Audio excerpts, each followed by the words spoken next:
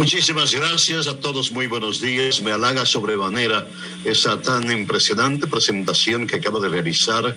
Le agradezco de corazón.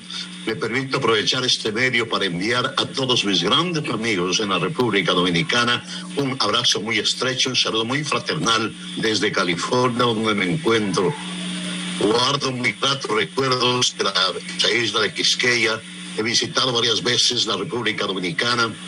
Tuve el honor de ser entronizado en el Salón de la Fama allá en la isla, precisamente allá en Casa de Campo, muy cerquita de Casa de Campo, más bien. Y pues tengo tantos amigos dominicanos, tanto peloteros como managers, como coaches. Es decir, personalidades del medio, colegas a quienes estimo en alto grado. Un placer enorme estar con ustedes. Les saludo en este sábado tan especial para mí. Y más especial, don Jaime, después de una temporada que se vio recortada por esta pandemia, pero que definitivamente le da la oportunidad, no solamente a los fanáticos, sino a usted como voz de los Dodgers de Los Ángeles, ganar el campeonato. ¿Qué tan especial ha sido? Bueno, en verdad que ha sido un año muy difícil, un año muy especial, una temporada truncada de 162 a solo 60 juegos. Para mí, en lo personal, fue algo muy único, porque me subí al vehículo de la distancia y de la historia, porque no nos permitieron viajar con el equipo, estar con el equipo en Arlington, Texas. Así es que tuvimos que reconstruir los juegos desde el estadio de los Dodgers, y esto me trajo a la memoria mis primeros años con los Dodgers. En 1959 hasta el 65 no viajábamos con el equipo, reconstruíamos los juegos en estudios de la emisora KW aquí en Los Ángeles, y con una gran diferencia. En aquel entonces no contábamos con la ayuda de la televisión para la reconstrucción de los juegos. Teníamos que oír a Vince Kelly y a Jerry Duggett por una línea que instalaban desde el estadio donde ellos estaban hasta los estudios, y pues no teníamos lo que tenemos ahora, los monitores de televisión para ver el juego por televisión y narrarlo. En aquel entonces no había televisión, se transmitía por televisión solamente un juego a la semana los sábados. Así es que teníamos que imaginarnos, llevar el juego en la mente, cerrar los ojos y pensar: hay corredor en primera, corredor en segunda, hay un cuadrangular. Cuando narrábamos, lo hacíamos simultáneamente: bola, strike, foul.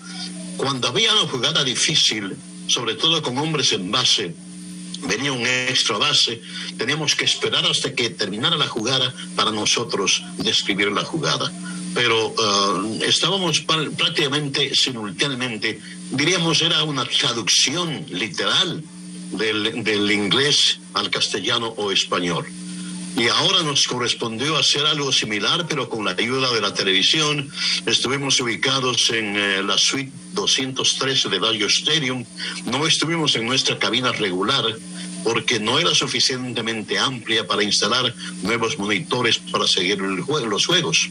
Estuvimos cómodamente, extrañando lógicamente estar fuera del equipo. Fue lo más difícil para mí, porque durante la temporada y en situación normal, para mí ha sido siempre una satisfacción bajar al terreno y felicitar a un jugador que hizo una jugada brillante. Si tuvo algún problema, tratar de consolarlo, estar cerca de ellos. Pero este año, desde que se suspendieron las actividades, que fue el día 13 de marzo, pues no he tenido ningún contacto con los peloteros, ni con el manager, ni con los coaches.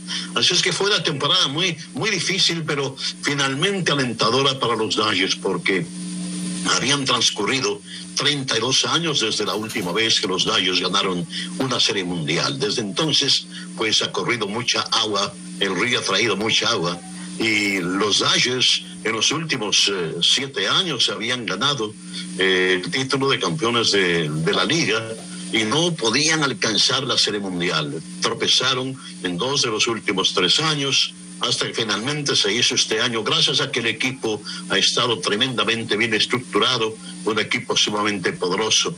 Y en lo personal, para mí ha sido una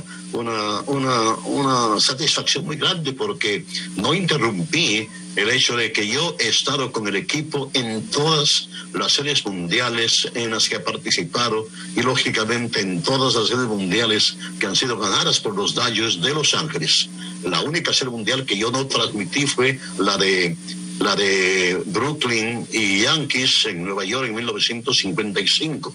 Pero acá, en 1959, 1963, 65, 1981, 88 y ahora esta del 2020. Ha sido para mí una emoción muy grande estar en todas las series mundiales ganadas por los Dodgers. En total yo he transmitido 30 series mundiales, porque tuve el placer de alternar con mi incomparable amigo Billy Berroa en varias transmisiones de series mundiales, tanto con la cadena CBS como con la cadena latina y últimamente con ESPN. Así es que pues son 30 series mundiales que he transmitido en mis 62 años consecutivos como la voz oficial en español de los Dodgers.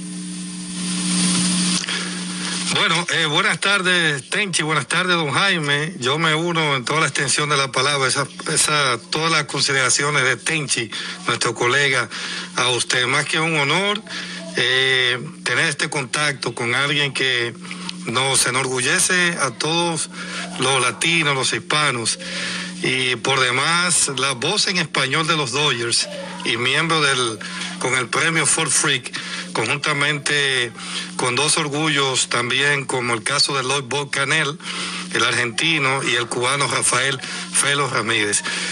Don Jaime, cuéntenos de sus inicios, si se queda a una edad muy precoz, a los 16 años, allá en Quito, Ecuador, en La Voz de los Andes. ¿Cómo se dio ese inicio a tan temprana edad, a los 16 años, allá en su natal Ecuador? Bueno, yo cifraba los 8, 9, 10 años y tenía un primo hermano mío, Alfredo Jarrín Maldonado, que era un locutor muy, muy reconocido en Quito. Entonces, en aquel entonces, en Radio Quito, donde él trabajaba, se hacían muchos programas con artistas del exterior que llegaban a Quito, sobre todo cantantes mexicanos, tríos mexicanos, cuartetos de otros países, inclusive artistas de la República Dominicana llegaban a Quito. Y Alfredo solía llevarme a mí a observar estos programas musicales que eran muy entretenidos cuando yo tenía, repito, 8, 9, 10, 11 años. Y es ahí cuando pues en verdad me envolvió el ambiente radial y me enamoré de la radio. Yo estaba luego más tarde, cifrando ya los 13, 14, 15 años, estaba ya estudiando, estaba en la escuela secundaria y un día mi primo me dijo: Jaime, tú tienes una voz microfónica. Te voy a entrenar, me dijo. Y me ponía todos los días a leer el periódico durante media hora en alta voz en el rincón de una habitación. Me decía: hazlo aquí, porque aquí te puedes tú oír como nosotros te oímos. Así es que así lo hice, porque yo creo que la base primordial para un locutor tiene que ser un buen lector. Y entonces practiqué mucha lectura. En eso se abrió un curso de locución en la Escuela de Periodismo de la Universidad Central de Quito, un curso de 6 meses. Inmediatamente me matriculé, me gradué allí y se presentó, gracias a Dios, una vacante en HCJB, La Voz de los Andes, una emisora en verdad extraordinaria. No he visto ni aquí en Estados Unidos una emisora como aquella. Fíjese usted que éramos 80 locutores en la emisora. La emisora tenía un transmisor no de 50,000 vatios, que es lo máximo aquí, un transmisor de 750,000 vatios. Transmitían en 22 idiomas, habían locutores rusos, chinos, japoneses, alemanes, 22 idiomas en total. Y yo estaba aspirando a una posición. Se presentó una vacante allí, nos presentamos creo como 15 candidatos, redujeron a 10, luego redujeron a 3 y tuve la suerte de ganar el concurso y se me dio una plaza en HCJB. Yo contaba entonces con 15 años de edad, era 1951 cuando empecé a trabajar frente a un micrófono. Desde entonces he tenido el privilegio de gozar de una muy buena salud. Llevo prácticamente 70 años ya consecutivos sin fallar frente a un micrófono. Wow, Tenchi. Jaime, dígame. Usted, la gente lo escucha, lo ha disfrutado todos estos años con los Dodgers, varias generaciones. ¿Qué tan importante o qué usted le puede decir a esos oyentes que nos están sintonizando, el trabajar con el hijo y con el nieto a su lado, dentro de todo esto que Dios le ha dado? Bueno, es la bendición más grande que he recibido después que falleció mi esposa hace 1 año y medio. Lógicamente, mi única ancla ha sido mis 2 hijos, Jorge y Mauricio. Jorge ha venido trabajando ya en radio durante muchos años.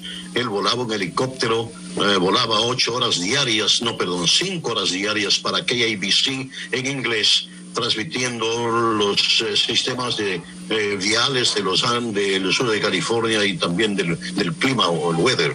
Y entonces vino a trabajar con los Dodgers, primero en ventas, en el departamento de ventas, se destacó muchísimo en eso. Luego se presentó la vacante para que viniera a trabajar conmigo porque mi compañero Pepe Íñiguez pasó a la televisión. Los Dodgers iniciaron la transmisión de los juegos por televisión, 150 juegos al año. Entonces necesitaban 2 voces para la televisión. Me pidieron que yo me trasladara a la televisión. Yo hice el primer juego, pero luego les dije a los Dodgers, no me interesa la televisión. Yo prefiero la radio. He sido un hombre de radio y seré un hombre de radio el resto de mis días. He trabajado en televisión, fui director de deportes de Telemundo en Los Ángeles, Canal 52 durante 8 años, pero nunca me gustó la televisión. Yo he sido un hombre de radio por muchas razones, por muchos factores. Así es que se presentó la vacante para que Jorge sustituyera a Pepe Íñiguez, que pasó a la televisión, y ahí fue que formamos la mancuerna de Jorge y su servidor. Ha sido una bendición muy grande que él estuviera conmigo y que pudiera saborear lo que yo he saboreado durante tantos años. Yo he visto en acción a la crema innata del béisbol. Ha sido para mí un privilegio ver a Mickey Mantle, a Juan Marichal, particularmente a los peloteros latinos y en particular a los dominicanos. Recuerdo muy bien a Juan Marichal, a Pedro y Ramón Martínez, a Felipe Rojas Salud, Vladimir Guerrero, Albert Pujols, Raúl Mondesi, a quien yo estimo muchísimo, Pedro Guerrero, Manuel Mota, tantos, y luego colegas que han trabajado conmigo, que han alternado en el micrófono conmigo, Billy Berroa, Félix Acosta Núñez, he estado en Casa de Campo, Enrique Rojas, un notable periodista en la actualidad. Tengo tantas razones para estar feliz de contar con tan directos amigos dominicanos. Excelente. Este contacto histórico por demás con ese orgullo latino, don Jaime Jarrín, que tuve el honor, gracias a don Manuel Mota, hace un par de años de compartir cabina, un par de innings ahí en el Dodger Stadium con don Jaime, estaba su hijo, y es bueno edificar a todos los que nos escuchan que también un nieto le ha seguido los pasos a don Jaime, que de verdad es una bendición verlo con tan buena salud, con plena lucidez mental, en plenas facultades, en todos los órdenes, y de verdad que es un orgullo. Hay una pregunta, don Jaime, que me voy a permitir, que nos hace un fiel oyente de este espacio, Samuel Enrique Matos, y me dice lo siguiente, y se la voy a hacer extensiva.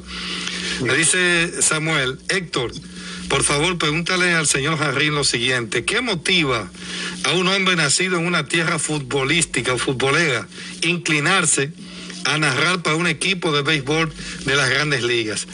Adelante, don Jaime. Bueno, fue únicamente aprovechar la ocasión. Estuve en el momento preciso, en la hora precisa. Como ustedes bien saben, En Ecuador se juega muy poquito béisbol. En Guayaquil se juega algo de béisbol, pero en Quito absolutamente nada de béisbol. Yo nunca había visto un juego de béisbol antes de venir a este país en 1955. Yo vine con un bagaje muy abundante como noticierista, como hombre de radio, como locutor de noticias y eventos especiales, que fue mi trabajo en HCJB La Voz de los Andes y en Radio Quito. Cuando llegué aquí me fue bastante difícil abrirme campo. Llegué en 1955 y había solamente una emisora de radio en todos los Estados Unidos que transmitía en español. Era KW aquí en Pasadena, un suburbio de Los Ángeles. Empecé a trabajar allí en diciembre de 1955. Me costó mucho trabajo empezar a trabajar. Había cierta discriminación. Yo no era mexicano. Pues como ustedes saben, en el sur de California el 90% de la comunidad es de ascendencia mexicana o mexicana. Yo no era mexicano y lógicamente, como era la única emisora, no había vacantes con regularidad, y en un par de ocasiones se presentaba la posibilidad de entrar a trabajar, pero me hacían a un lado, me ponían pretextos de que era demasiado joven para hacer noticias, que la gente no me iba a creer, que no hablaba inglés suficiente, porque si bien la emisora era en español, había que tratar con la gerencia y con los vendedores en inglés. Eran pretextos que me ponían, pero yo insistí, hasta que finalmente se cansaron, creo que de mí, y me dieron una oportunidad de un par de horas en fin de semana. Yo sabía que era cuestión de poner el primer pie y lo demás ya cuestión de uno.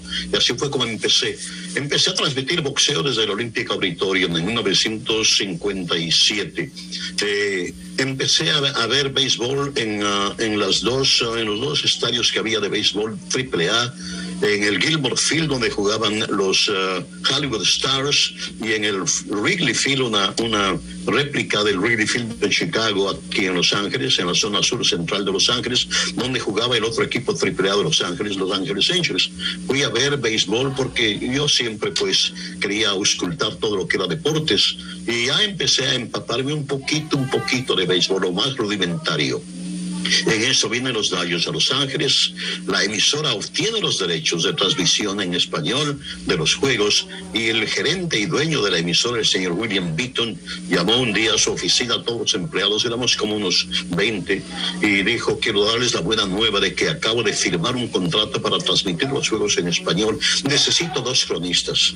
Un colega mío, Alex Prada, dijo: señor Beaton, yo conozco una persona que es profesional en la materia, es René Cárdenas, nicaragüense, que vive aquí en Los Ángeles.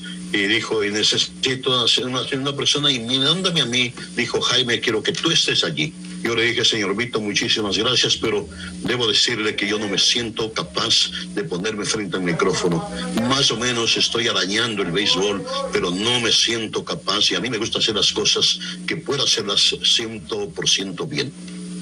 Me dijo, él me quería mucho, me dijo: eres muy joven, tenía yo 23 años de edad, me dijo: te voy a dar 1 año de plazo, empápate en el béisbol y quiero que tú estés allí. Y así fue. Ese primer año, 58, estuve mirando todos los juegos de los Dodgers, escuchando todas las transmisiones en inglés, no había transmisiones en español, del béisbol, y leyendo todos los libros habidos y por haber, periódicos y revistas, empapándome en el béisbol. Y en el 59 empecé con René Cárdenas como su ayudante.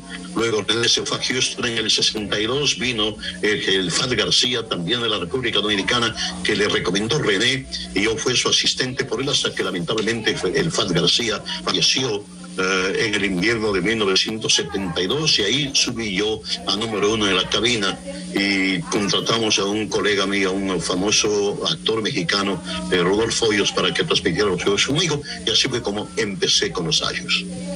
Wow. Tenchi. Don Jaime, como estamos, se acaban de sintonizar la Z, estamos hablando con el inmortal de Cooperstown, voz en español de los Dodgers, histórica, don Jaime Jarrín. Don Jaime, como estamos hablando para la República Dominicana y esos dominicanos que nos escuchan a través de Z Digital, esparcidos por el mundo, esa relación con Manny Mota, ¿cómo exponerla? Desde que ustedes esa química, porque si he tenido la oportunidad de hablar con usted y echarme fotos, todo el que le llega a usted a través de Manny Mota cuando llega de la República Dominicana. La relación Manny Mota, Jaime Jarrín. Tenchi, y disculpe, don Jaime, permítame nada más un minutito, un segundito. Escuche esto que va de la mano con la pregunta de Tenchi, esta nota de voz, precisamente de don Manuel Mota. Vamos a escuchar. Don Héctor, un saludo muy afectuoso para una persona que es muy especial para la familia Mota. Le tenemos un gran aprecio, un gran respeto y una gran admiración, el señor don Jaime Jarrín. Así que hágale llegar a nuestro más sincero saludo de parte de la familia Mota. Adelante, don Jaime. Esas palabras son una verdadera caricia para mis oídos. En verdad que si hay alguna persona a quien estimo en alto grado es Manuel Mota, porque Manuel es un caballero a carta cabal. Sí es. Un hombre extraordinario, un hombre de familia, un hombre que ha sentado un gran ejemplo para todas las generaciones que van a venir y que siguen viniendo de dominicanos que llegan a los Estados Unidos, no necesariamente en el béisbol, sino en cualquier rama del trabajo. Manuel Mota ha sido mi eslabón, en verdad, para conectarme con ese gran país que es la República Dominicana. Tengo el honor de estar allí en el Salón de la Fama del Béisbol Latino, en Casa de Campo, en la República Dominicana. Y pues Manuel ha sido para mí, desde que llegó, procedente de los Expos de Montreal a los Dodgers de Los Ángeles. Recuerdo claramente cuando vino a los Dodgers junto con Maury Wills, que había sido miembro de los Dodgers previamente y luego que después salió de los Dodgers, se fue a Montreal y regresó a los Dodgers. Y recuerdo claramente que todo el mundo hablaba de Maury Wills que regresa a los Dodgers. Maury Wills regresa a los Dodgers, pero alguien dijo por allí, no se olviden que con Maury Wills viene un personaje del béisbol, un pelotero extraordinario, un bateador insigne, Manuel Mota Jerónimo. Y ahí conocí a Manuel, le conocí cuando estaba recién casado con una muchacha hermosísima, parecía una muñequita. Estaban en Spring Training en Jackson City, en Arizona. Ahí conocí a Manuel y a Margarita.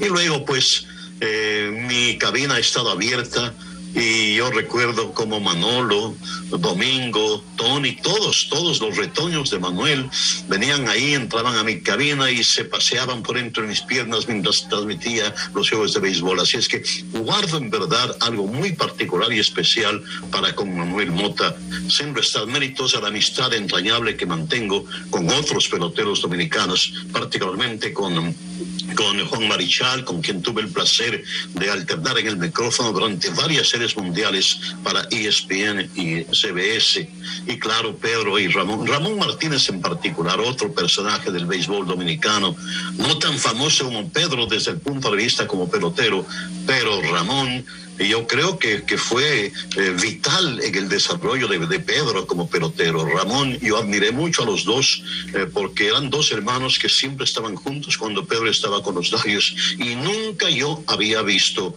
a dos jugadores que trabajaran tan arduamente para adquirir una buena forma como Pedro y Ramón. Todos los días ya al mediodía ya estaban en el estadio corriendo incesablemente alrededor del estadio.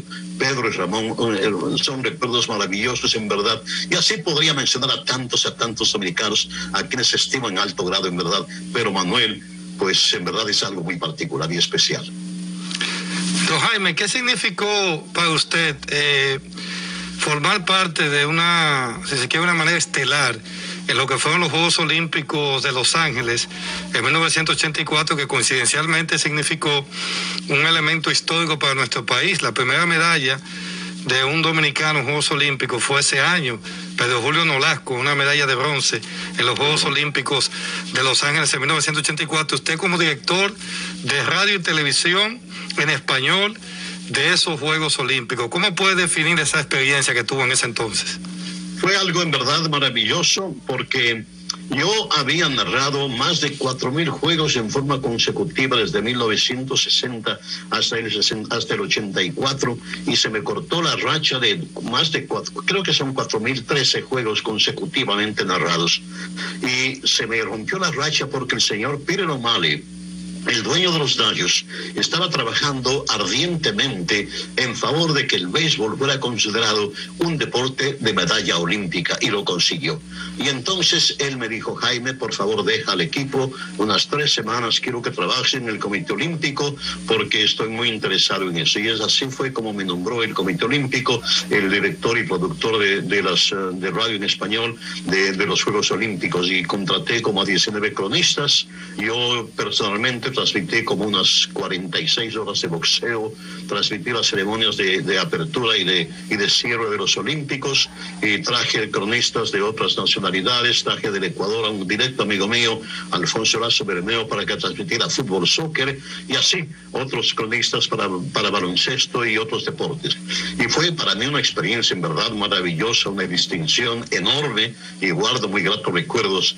Me alegro mucho que haya sacado del cofre de los recuerdos esa medalla ganada por la República Dominicana en esos Olímpicos de 1984.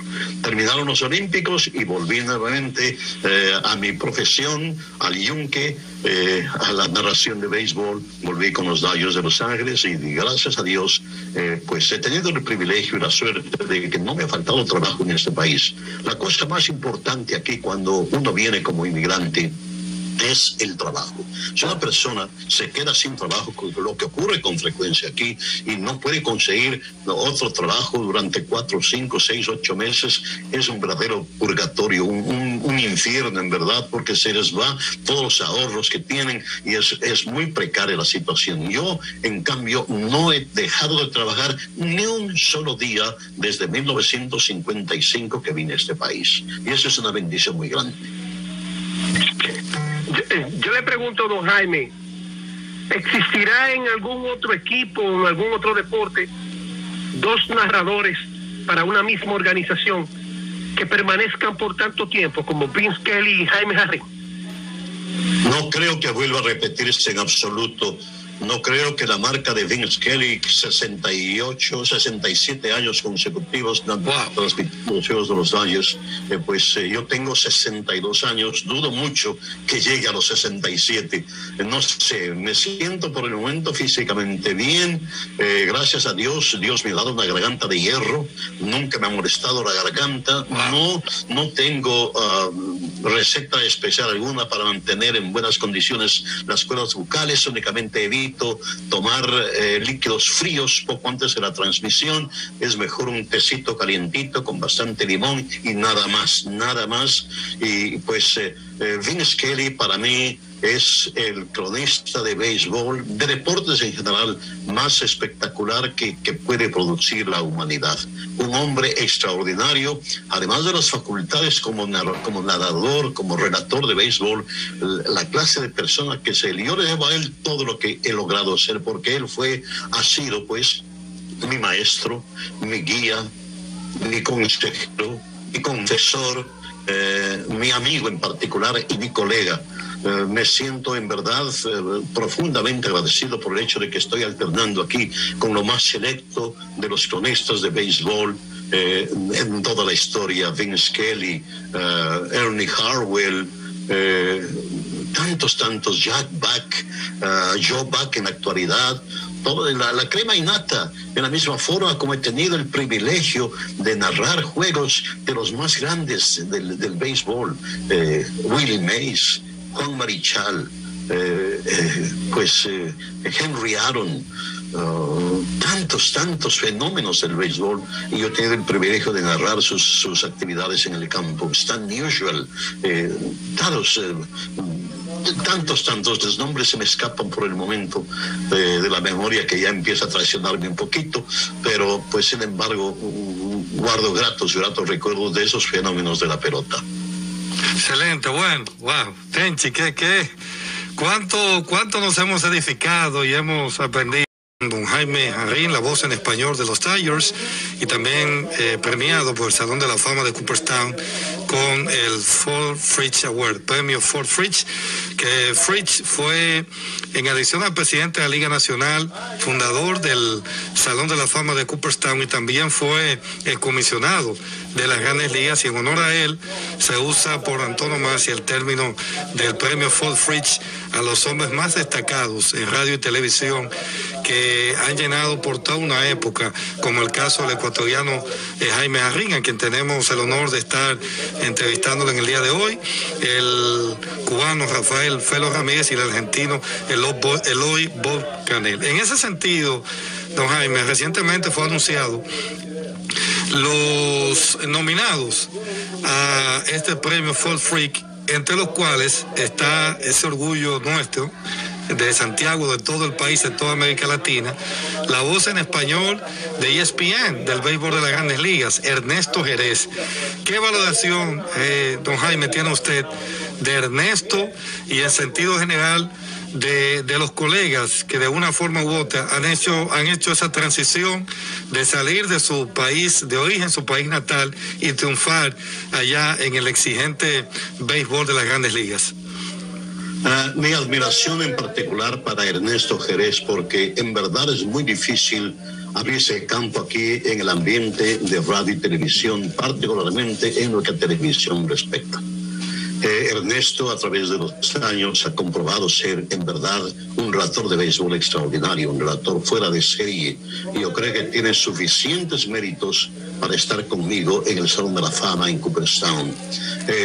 Ernesto fue nominado. Ese es ya un gran triunfo, porque ser nominado significa que ya le toman en cuenta, que ya le ponen a la altura de otros grandes del micrófono. Y me alegro muchísimo, y fui creo que de los primeros en felicitarle a través de social media a Ernesto por su nominación. Probablemente tal vez no sea elevado este año, pero porque en verdad que la nómina de candidatos este año es extraordinariamente suprema en calidad, y todos ahí está, varios, Joe Buck, por ejemplo, uno de ellos. Va a estar difícil, ojalá obtenga Ernesto los votos necesarios, pero si no es este año, va a ser en los inminentes años. A mí me tomó tres elecciones para llegar finalmente a Cooperstown. En las dos primeras no alcancé los votos suficientes, hasta que finalmente en 1998 tuvieron la amabilidad de entronizarme al Salón de la Fama. Ese es lógicamente el honor más alto que uno puede recibir en nuestra industria. No hay nada como ingresar al Salón de la Fama y codearse con los inmortales del béisbol en la crónica radial o de televisión. Es el fin de semana más fabuloso, porque la llegada al Salón de la Fama no es solamente un reconocimiento a la persona, sino es a la familia, porque los que más gozan son la familia, que son invitados ahí a la ceremonia. Yo nunca olvidaré cuando estaba tomando yo la palabra, hablaba a la raíz de mi entrada al Salón de la Fama. Estaba en medio de mi alocución. Habían como unas 10,000, 12,000 personas más o menos, y ahí a lo lejos escuché la palabra "That's my dad, that's my dad". Era mi hijo Mauricio, que decía: "Ese es mi papá, ese es mi papá". Y es algo muy, muy especial, y espero que Ernesto, si llega allí, va a gozar tremendamente de su ingreso al Salón de la Fama. Hay otro elemento que debería estar en el Salón de la Fama, y que es indiscutiblemente Billy Berroa. Billy Berroa se batió tremendamente bien aquí en Nueva York, un mercado muy difícil. Billy Berroa transmitió innumerables series mundiales, transmitió juegos regularmente con los Mets de Nueva York, porque una de las cláusulas es estar con una organización cierto número de años consecutivamente para calificar para el Salón de la Fama. Y Billy lo hizo con los Mets de Nueva York hasta cuando falleció lamentablemente en forma prematura, y con él transmitió muchas series mundiales. Él debería estar en el Salón de la Fama, así es que la isla de Quisqueya debe estar representada por dos valiosos elementos hasta el momento: Ernesto Jerez y Billy Berroa. Billy Berroa y Ernesto Pérez. Para mí será un placer enorme darle un abrazo y recibirme allá en el Salón de la Fama. Soy el único en vida que todavía está en el Salón de la Fama, porque Bacanel él subió póstumamente, él falleció en 1983 y fue entronizado en 1985. Luego me dio el placer de trabajar intensamente en favor de la candidatura de Felo Ramírez, a quien yo admiré muchísimo y fuimos grandes amigos. A Felo y a su esposa Fela, pues los consideraba grandes amigos, y trabajé por su candidatura y logré que ingresara al Salón de la Fama, hasta el punto de que él me pidió que por favor fuera con él a la ceremonia y le interpretara su discurso de aceptación del Salón de la Fama. Así es que pues espero que esto logre llegar allá, si no es este año, tal vez el próximo o después de 2 años, pero sí, su entrada al Salón de la Fama lo considero yo casi un hecho. Don Jaime Jarrín, muchas figuras en la historia desde Brooklyn hasta Los Ángeles en esa organización de los Dodgers. ¿Cuál ha sido el jugador que Jaime Jarrín ha dicho, este ha sido mi jugador favorito? Bueno, hay que establecer, como tengo tantos años, 62 años con el equipo, yo creo que hay que establecer décadas, épocas, porque no se puede comparar a un Sandy Koufax con un Fernando Valenzuela, 2 pitchers. Entonces, el pelotero al que yo llegué a querer muchísimo, porque fue conmigo algo muy especial, cuando yo llegué a los Dodgers me cobijó bajo sus alas y me ayudó muchísimo, Willie Davis.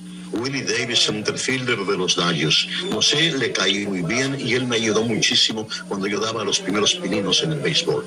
Luego después, lógicamente, Sandy Koufax y Dan Drysdale fueron 2 personajes a quienes yo llegué a conocer muy de cerca, particularmente a Drysdale por su carácter amplio, efusivo, alegre. Sandy Koufax muy retraído, muy introvertido, pero una gran persona, y también me distinguió con su amistad. Luego después, lógicamente, Fernando Valenzuela, en la época de los 80s, y luego un poquito más tarde a Orel Hershiser, con quien mantengo yo una amistad muy estrecha, muy especial. Yo la admiro muchísimo porque además de ser un pelotero extraordinario, él siempre reconoce que aprendió mucho del arte de lanzar la pelota de béisbol, precisamente en sus visitas a la República Dominicana con Tamira Sorda. Jugó allá con los Tigres del Licey, creo que unos 2 o 3 inviernos, y pues aprecio muchísimo a Orel Hershiser. Don Jaime, si eso es lo que usted aprecia, con el perdón de Héctor, entonces usted debe tener su dolorcito del cambio de Pedro, que usted lo vio llegar y lo vio partir. Perdón, no le pude captar muy bien, dígame. Decía, don Jaime, que usted le tomó cariño a todos esos, que imagino que usted se quedó con algún dolorcito de la partida de Pedro, porque usted lo vio llegar y lo vio partir y convertirse en la clase de lanzador que fue Pedro.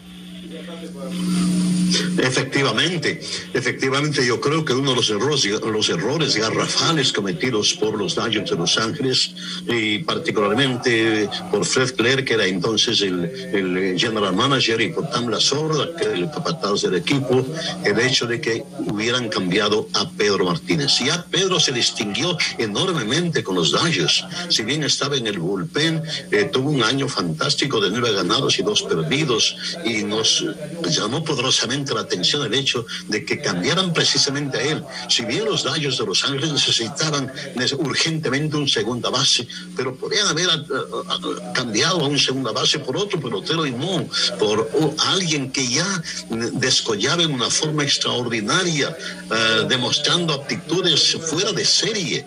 Pedro Martínez ya con los Dodgers fue un figurón, en verdad, en el poco tiempo que estuvo, y fue un balde de agua fría cuando nos enteramos de que Pedro había sido cambiado a los Expos de Montreal. Fue para mí en lo personal como una puñalada en el corazón, porque, como dije, yo vi cómo los 2 hermanos, Pedro y Ramón, trabajaban arduamente y formaban una mancuerna maravillosa con los Dodgers.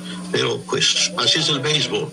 así es el béisbol, y lamenté muchísimo y me enorgullecé mucho al ver los éxitos alcanzados Pedro luego después con Montreal, con los Mets y con todos los equipos en los que ha militado él. Don Jaime, ¿qué opina usted de esos jugadores profesionales que en algún momento tuvieron actuaciones destacadas en Grandes Ligas, luego se retiran y hacen la transición a comentaristas? Por ejemplo, el mismo caso que usted citó ahí, el Bulldog o el Seicher, el caso del mismo Manuel Mota, que también sé que usted tuvo mucha influencia en ese desarrollo que se pudo advertir en Manuel Mota ya en el micrófono. ¿Qué opina usted de esta modalidad, por así decirlo, de peloteos que dan el paso en las transmisiones, bien sea como comentarista, básicamente como comentarista? ¿Qué piensa usted? Bueno, yo creo que lo acertado es que zapatero a tus zapatos. Alguien que ha jugado pelota a nivel de Grandes Ligas es totalmente idóneo para ser un analista. Tal vez no un relator de béisbol o como llaman en inglés play-by-play. Lo ideal para mí sería un exjugador como analista, porque el exjugador se adentra en cosas que yo por ejemplo, yo nunca jugué béisbol. Y nunca jugué béisbol y pero eso sí, sé cuán difícil es ser un buen jugador de béisbol a nivel de Grandes Ligas. Eso sí lo sé. Entonces, el exjugador que viene a una cabina como analista, me parece que es lo correcto. Está perfectamente bien. Se invade el terreno de la relación, del relato, ya esa es otra cosa un poquito diferente. Lógicamente, con los conocimientos que tienen, si tienen la facilidad de expresión, si tienen la facilidad de entrega, lo que está viendo, si mira las acciones con los ojos y no con el corazón, entonces está perfecto. Pero para mí el lugar ideal es como analista, como relator, como comentarista más bien, digamos, de los juegos de béisbol. Y en buena hora, yo he gozado siempre que he tenido a mi derecha a Juan Marichal, a Manny Mota y a otros ex peloteros, al Duque Hernández también, como analistas. Yo creo que así se forma una mancuerna especial en una narración. Agradecerle a don Manuel Mota, nuestro amigo, nuestro hermano, que por hacernos este tipo de contacto. Por cierto, don Jaime, el señor director de esta estación, que es la principal aquí en República Dominicana, don Willy Rodríguez, de la Z101, nos envía una nota de voz destacando su calidad como profesional, y me voy a permitir un pequeño extracto de esta nota de voz del señor director don Willy, poniendo en manifiesto su capacidad. Dice así: estaba escuchando esa interesante entrevista, una de esas voces centroamericanas que tienen su color especial, así que felicitaciones. Bueno, don Jaime, ya en la parte final, ¿qué mensaje le da usted, don Jaime, a cada joven que está inmerso en el periodismo deportivo, ya sea a nivel radial, léase escrito, digital, que hoy en día con esta inmediatez de las redes sociales, léase Twitter, Facebook, Instagram, los que de una forma u otra participan en las cadenas de transmisión como analistas, como narradores, en sentido general, a esa prensa deportiva joven, ¿cuál sería ese mensaje de don Jaime Jarrín a cada uno de los que nos están escuchando en estos momentos? Yo creo que esto podría aplicarse no tan solo a nuestra corriente de radio y televisión, sino a todos los inmigrantes, a todos aquellos jóvenes que desean ampliar sus horizontes, venir a este gran país dejando su terruño. Yo creo que lo más importante es de que la persona, el joven, debe estar 100% seguro de lo que desea hacer. Si quiere ser un locutor deportivo, si quiere ser un noticiarista, si quiere ser un comentarista, un analista, si quiere ser simplemente un miembro de nuestra fraternidad frente a un micrófono, deben estar 100% seguros de que eso es lo que quieren hacer. Y esto se aplica a cualquiera, en cualquier profesión, ya sea que quiera ser pues un buen abogado, un buen médico, un buen contador, lo que sea, cualquier rama de nuestro palpitar mundial, pues hay que estar centrado en lo que uno quiere hacer y luego dedicarse por entero, sin importar sacrificios en bien de lo que quiere hacer. La educación es clave, es importante, hay que leer mucho, porque la lectura le ilustra a uno no tan solo del hecho de lo que está hablando, sino de conocimientos generales que alguna vez le van a servir de mucho. Hay que leer mucho, hay que ilustrarse, hay que educar. La educación es importante. Ahora, viniendo a este país, lo más difícil es dar el brinco y salvar barreras. El idioma es importante. Yo les suplico encarecidamente que antes de venir estudien el inglés. Es indispensable dominar el inglés en este país. Mi longevidad en mi trabajo, 62 años con los Dodgers, se debe a 3 razones primordiales. La primera es que me enamoré locamente del béisbol y seguiré enamorado del béisbol hasta los días en que deje este mundo. En segundo lugar, el respaldo maravilloso que tuve de mi esposa, que en paz descanse, que nunca se me quejó de mis ausencias, que fueron muy frecuentes. Y la tercera razón es el hecho de que tuve la suerte de caer en una organización como los Dodgers de Los Ángeles, que en verdad respeta al segmento latino de población.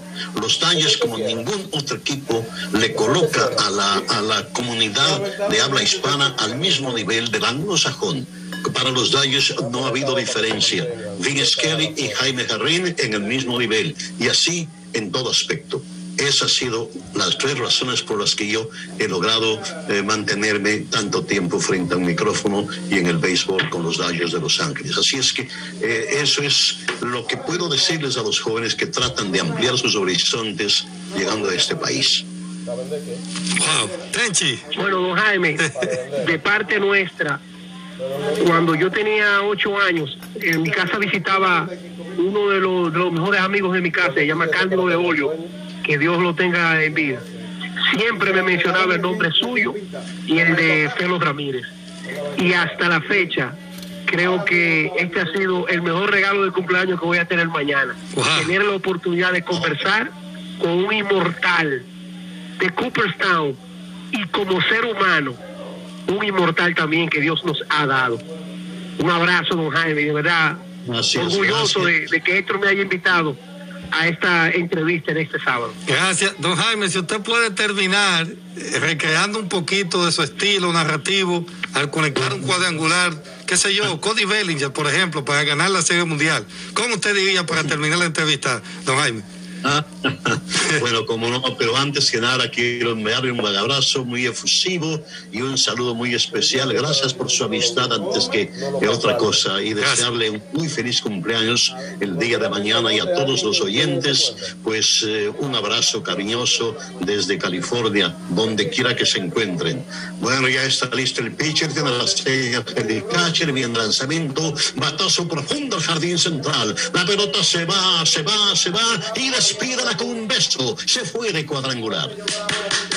Gracias, don Jaime, un honor, bendiciones, hasta el próximo sábado.